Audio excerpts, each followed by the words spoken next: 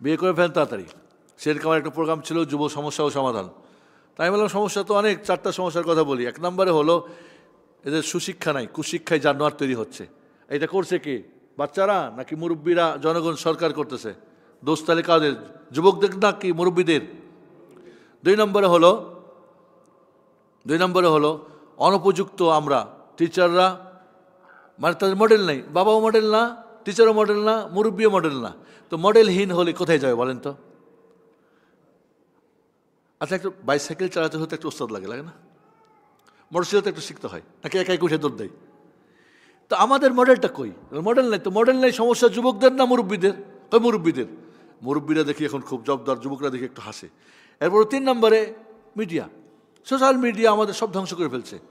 এই মিডিয়া, আপনার বাচ্চা কি নিজে ইনকাম করে মোবাইল কিনে? কয়টা বাচ্চা কিনতে পারে? সব তো বাপের টাকা দিয়ে কিনে, মার টাকা দিয়ে, মামুর বাড়ির টাকা দিয়ে। তা দেন কেন আপনি? সমস্যা এখানেও আপনারা মুরব্বীরা। 4 নম্বরে দেরি করে বিয়ে দেওয়া। দেরি করে বিয়ে দেন কেন? দ্রুত বিয়ে দেন।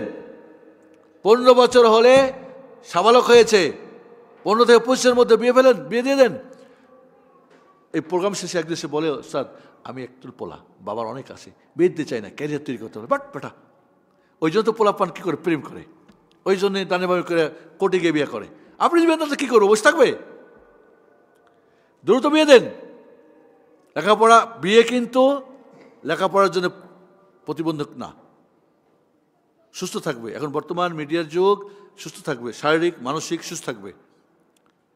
মোবাইল নিয়ে খেলবে কে? বউ দিয়ে খেলুক। মোবাইলের গেম খেলবে কে? বউ নিয়েও গেম খেলুক, হালাল। শারীরিক মানসিক অর্থনৈতিক সব ভালো থাকবে।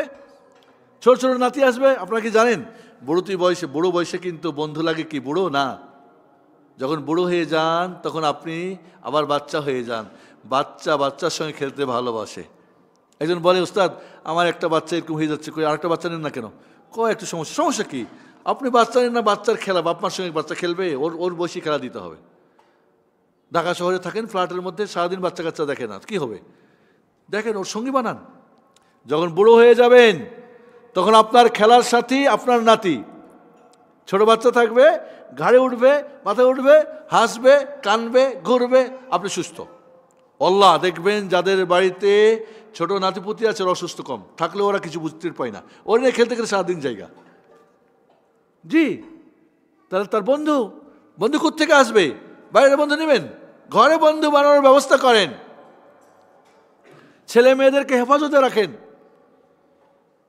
আজ বেশিরভাগ ছেলেরা বিয়ে দেরি করার কারণে ক্যারিয়ার তৈরি করার জন্য জীবন সব শেষ। এরপরে বিয়ে করলে বইয়ের হাঁকাটা করতে পারে না, তখন কোথায় সুশ্রী মুশ্রির ট্যাবলেট খোঁজ করে। আমি কিন্তু এই কথাবার্তা কি বলি, আপনি ওস্তাদ মানুষ, আমি টিচারকে এইভাবে বলতে হয়, নাহলে মাথায় ঢোকে না। বেশিরভাগ যুবকরা অক্ষম,